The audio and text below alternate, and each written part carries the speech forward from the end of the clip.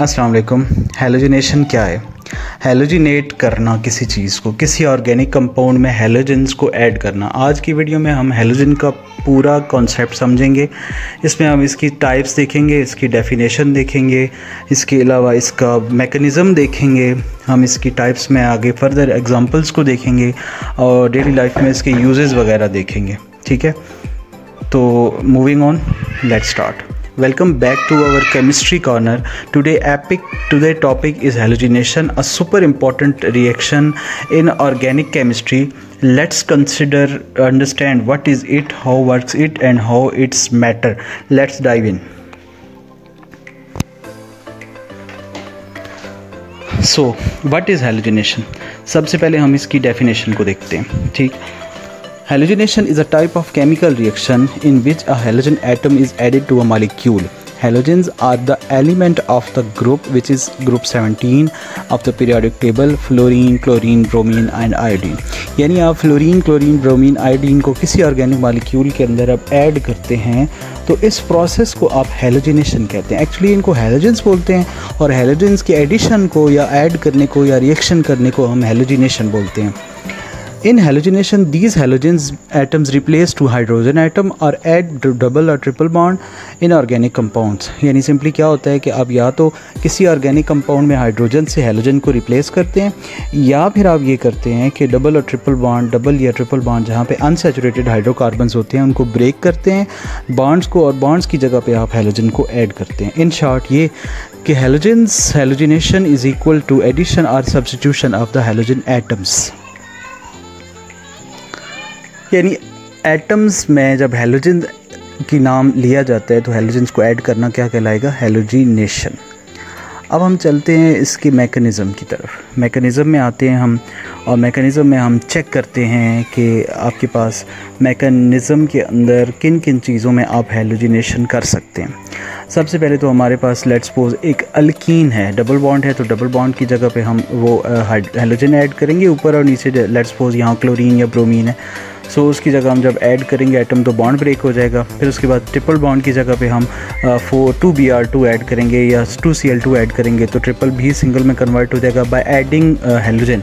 फिर उसके बाद हम सिंगल बॉन्ड वाले कंपाउंड यानी सैचुरेटेड कंपाउंड है अल्केन में लेट्स सपोज जब हैलोजन ऐड करते हैं तो हैलोजन को ऐड करने के लिए हमें वहाँ से पहले मौजूद हाइड्रोजन को निकालना पड़ता है जिसकी जगह हमें हैलोजन को ऐड करना पड़ता है।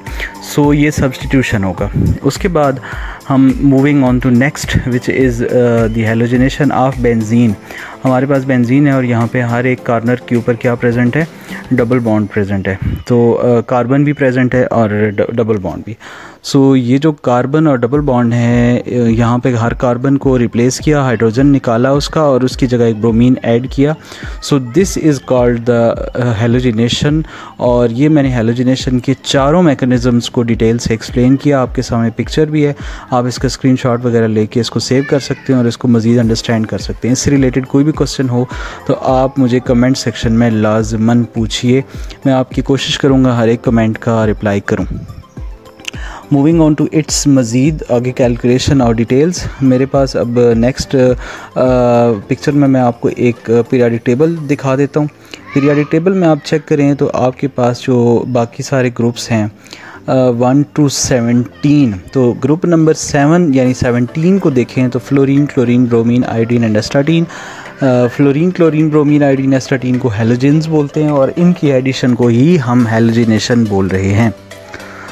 हैलोजिनेशन, इन हैलोजेंस में हम एस्टाटीन को एक रेयर एलिमेंट कंसिडर करते हैं। इस वजह से इस एस्टाटीन को मैंने अब इस कैलकुलेशन का हिस्सा नहीं लिया। मैं mostly fluorine, chlorine, bromine, iodine इन्हीं के रिएक्शंस जो है वो समझा रहा हूँ और इसी से रिलेटेड बात कर रहा हूँ।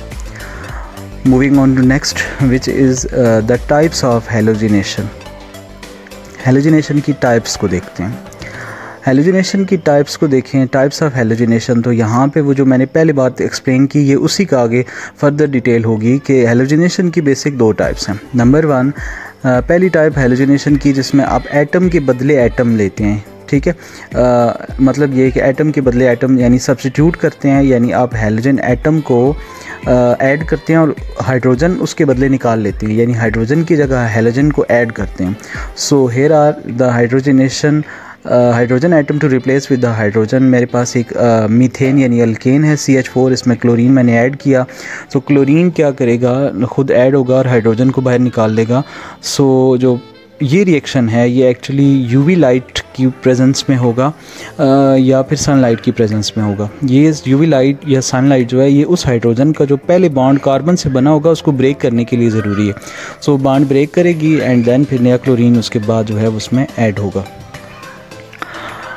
अब आते हैं हम इसकी नेक्स्ट टाइप के ऊपर, विच इज़ वो वाली हैलोजिनेशन जिसमें हम बॉन्ड्स को ब्रेक करते हैं, यानी एटम्स को नहीं छेड़ते, अनसैचुरेटेड हाइड्रोकार्बन्स लेते हैं, यानी कि अल्केन को छोड़ के अल्कीन और अल्काइन। सो अल्कीन और अल्काइन में मौजूद डबल बॉन्ड या ट्रिपल बॉन्ड को ब्रेक करते हैं और उनकी जगह पे हैलोजेंस को ऐड करते हैं। ये नेक्स्ट स्लाइड पे अब आते हैं second type, this is called addition halogenation. ये मैं पूरा रिवाइज़ करता हूँ, आप लोग ज़रा दोबारा गौर से सुने और फिर मुझे बताएं कि आप लोगों को समझ आया या नहीं, ठीक है। सो पहला है जी आपका सब्स्टिट्यूशन हाइलोजिनेशन, जिसमें आप हाइड्रोजन को निकालते हैं और हाइलोजन को ऐड करते हैं।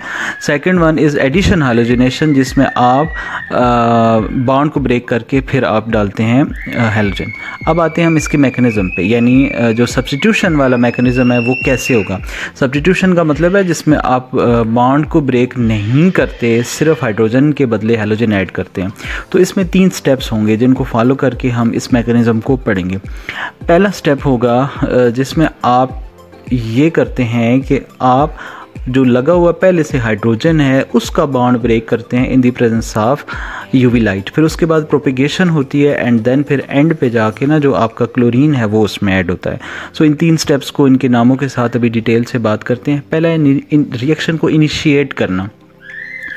UV light break the chlorine bond into 2 chloride radicals. Chlorine जो आपस में जुड़े हुए हैं Cl2 की फॉर्म में, हमें तो एक Cl चाहिए, अलग Cl चाहिए। हम UV लाइट की प्रेजेंस में इनिशिएट करते हैं रिएक्शन को और क्लोरीन के साथ जो बॉन्ड है उसको ब्रेक करते हैं। तो ये हो गया पहला step which is called initiation, ठीक है, यानी इनिशिएट करना रिएक्शन को। Sorry for this. So moving on to next type which is called propagation. ये क्या करता है, chlorine radical attack the methane form CH3C, यानी क्लोरीन अटैक करेगा CH4 के ऊपर, एक हाइड्रोजन निकाल के अपने साथ मिलाएगा, HCl बनाएगा और CH3 का एक फ्री रेडिकल जो है वो प्रिपेयर करेगा। ये जो CH3 का फ्री रेडिकल है ये लास्ट पे आखिरी स्टेप के अंदर ये फ्री रेडिकल नहीं रहेगा बल्कि क्लोरीन के साथ मिलके मिथाइल क्लोराइड बनेगा। सो ये इसका हो गया second step. Moving on to third step.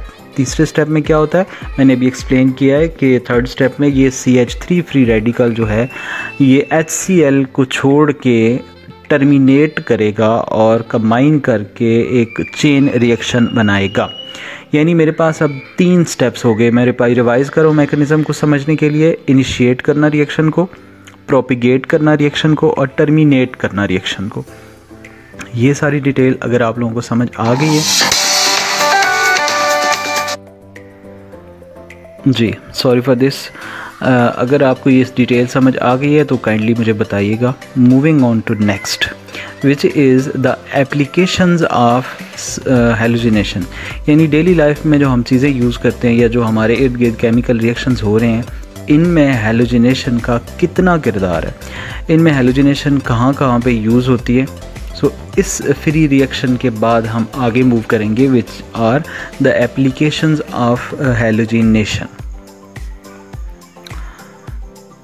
सो ये रहा आपके पास, ये अलग से भी क्वेश्चन बन सकता है। पहला है जी, in making plastic like PVC polyvinyl chloride. Plastic के जो पाइप्स होते हैं ना, ये जो पानी की निकासी वगैरह के लिए यूज़ होते हैं या फिर आप वैसे भी पानी की टैंकी वगैरह में लगाते हैं, तो PVC पाइप जितने भी हैं प्लास्टिक के, उन सब की प्रिपरेशन में आप इस हैलोजिनेशन के प्रोसेस को यूज़ करते हैं। ये मैं आपको PVC पाइप की एक डायग्राम दिखाऊँगा, इससे आपको थोड़ा ज़्यादा क्लियर हो जाएगा, ठीक है। सो ये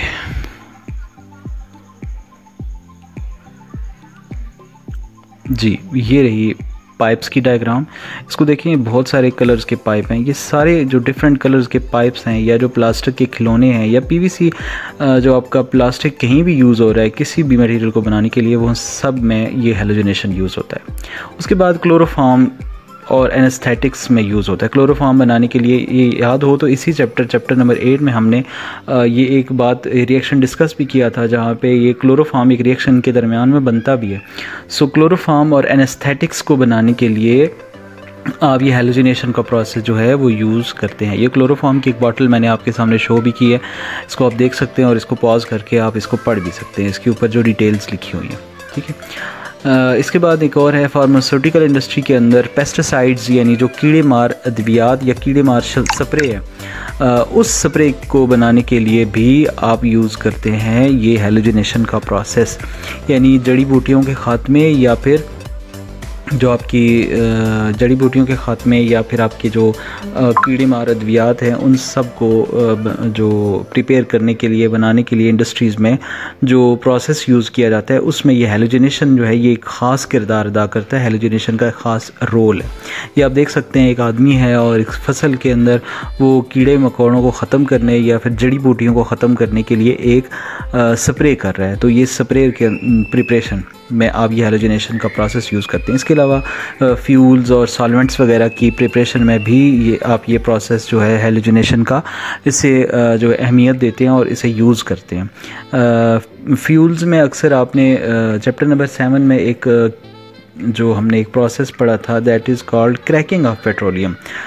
वहाँ पे जो आपकी ऑक्टेन नंबर इंक्रीज़ करने के लिए गैसोलीन ऑयल के अंदर आप ये हैलोजिनेशन का प्रोसेस जो है इसको यूज़ करते हैं। होपफुली आपको ये हैलोजिनेशन का पूरा प्रोसेस डिटेल में समझ आ गया होगा। मुझे अपनी राय से